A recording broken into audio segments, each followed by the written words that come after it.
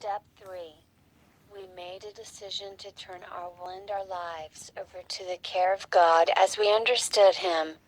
The surrender we experience in Step 1, coupled with the hope and belief we find in Step 2, make us ready and willing to continue on the path toward freedom in Narcotics Anonymous. In Step 3, we put our belief in a higher power into action, making a decision to turn our will and our lives over to the care of the God of our understanding. Essential to working the third step is our willingness to allow the God of our understanding to work in our lives. We develop this willingness over time. The willingness we experience in our early recovery is valuable even though we may be willing only to a certain degree. Although this may feel like unconditional willingness, many of us have discovered that our willingness grew as we learned to trust a power greater than ourselves. The decision we make in Step 3 requires that we move away from our self-will. Self-will is composed of such characteristics as closed-mindedness, unwillingness, self-centeredness, and outright defiance. Our self-centered obsession and its accompanying insanity have made our lives unmanageable. Acting on our self-will has kept us trapped in a continuous cycle of fear and pain. We wore ourselves out in fruitless attempts to control everyone and everything. We couldn't just allow events to happen. We were always on the lookout for ways we could force things to go as we wanted. When we first look at making the decision called for in this step, we are likely to have questions, uncertainty, and even fear about what we are being asked to do. We might wonder why we need to make a decision to turn our will and our lives over to the care of the God of our understanding. Or we may wonder what will happen to us if we place ourselves in God's care. We may fear that we won't be happy with what our lives will be like after working this step. When we trust that there is growth in taking action despite our fear or uncertainty, we are able to work Step 3. Even though we do not know how our lives will change as we work this step, we can learn to trust that our higher power will care for us better than we could. The third step is our commitment to our own emotional, physical, and spiritual well-being. What began in the second step as belief in a higher power can become a fuller relationship with a God of our understanding in Step 3. The decision that we make by working this step, and the relationship that results, will revolutionize our existence. This decision is easier to make than to live by. We can easily lapse into old behavior. It takes determination, time, and courage to change. Because we're not perfect, we simply continue to reaffirm our decision on a regular basis and then do the very best we can to live by it. Complete and unconditional surrender of our will and our lives is an ideal we strive to fulfill. Although we don't become perfect, we do make a profound change by working this step. We are making a serious effort to live differently than we have in the past. From now on, we are going to be practicing this decision, and the way we relate to the world around us can change radically as a result. In working Step 3, we begin to learn how to stop struggling. We learn to let go and trust the God of our understanding. If we take time to think and seek direction before acting, we no longer have to run on our own self-centered will. Turning our will and our lives over to the care of our higher power provides a solution to the problems created by a life based in self-will, resentment, and control. The spiritual principles we are practicing will guide us, not just in the third step but throughout our recovery. The first 3 steps provide us with the solid spiritual foundation we will need to work the rest of the steps. We keep our initial surrender alive by actively practicing the faith and willingness required to work the 3rd step. In other words, we've admitted our powerlessness and inability to manage our own lives. We've come to believe. Now we need to surrender to the care of the God of our understanding. We may find the willingness to work the 3rd step by remembering where we came from and believing that where we are going is certain to be quite different. Though we don't know what this difference will entail, we know that it is sure to be better than what we've had in the past.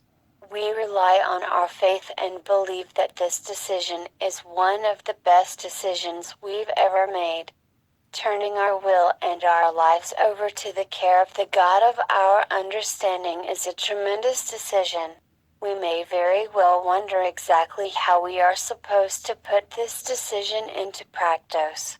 Because our individual beliefs about a power greater than ourselves vary, there is no uniform way to put our decision into action.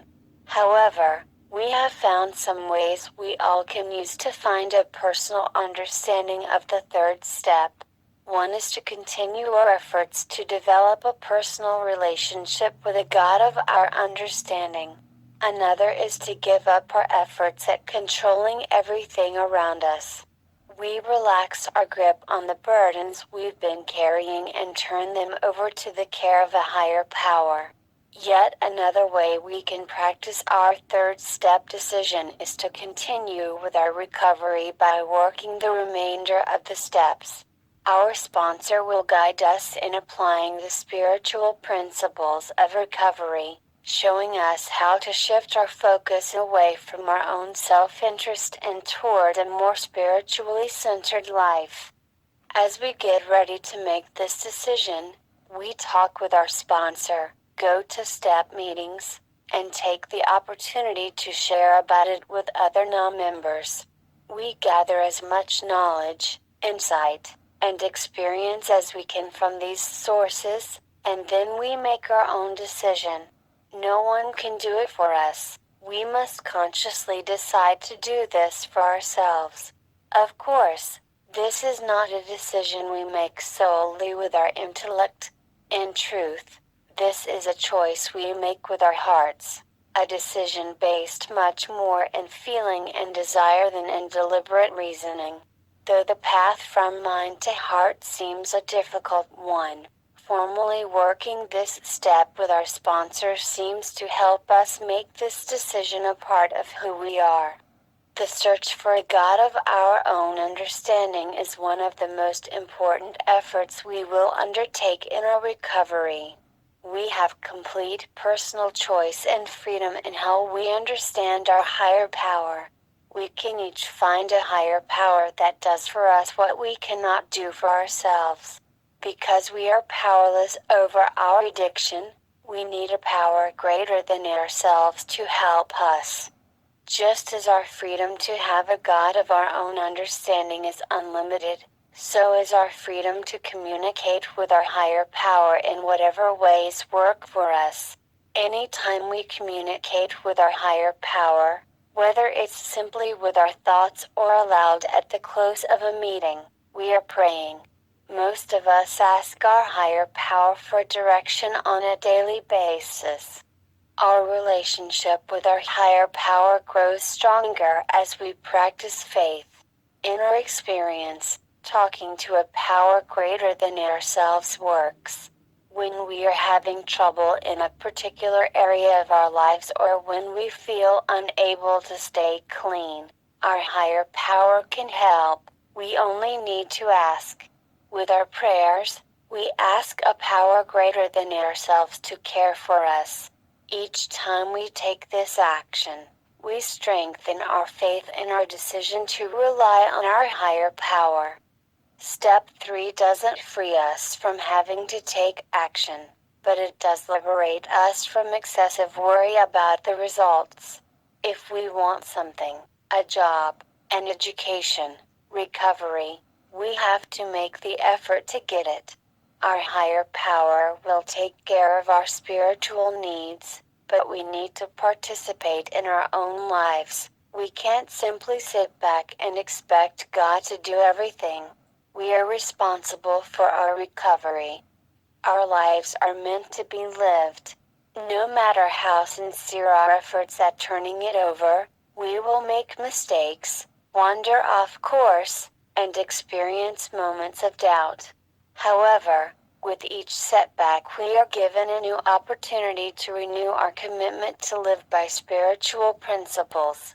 Part of the process of surrendering to God's will is to surrender to spiritual principles such as honesty, open-mindedness, willingness, trust, and faith. We try to align our actions with what we believe our higher power would want for us, and then we deal with life as it happens. We may hesitate to work step 3 in all areas of our lives, especially in matters we want to control. Our experience has been that we tend to hold on to certain areas. Perhaps we think, I can control my finances just fine, or my relationship is working. Why do I need to turn that over to the care of my higher power? Working step 3 only in certain areas of our lives short-circuits our spiritual development. We have found that our recovery benefits when we practice the principle of surrender, to the best of our ability, in all areas of our lives.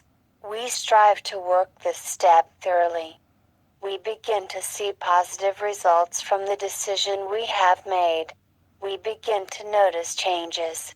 While the circumstances of our lives may not change, the way we deal with those circumstances does.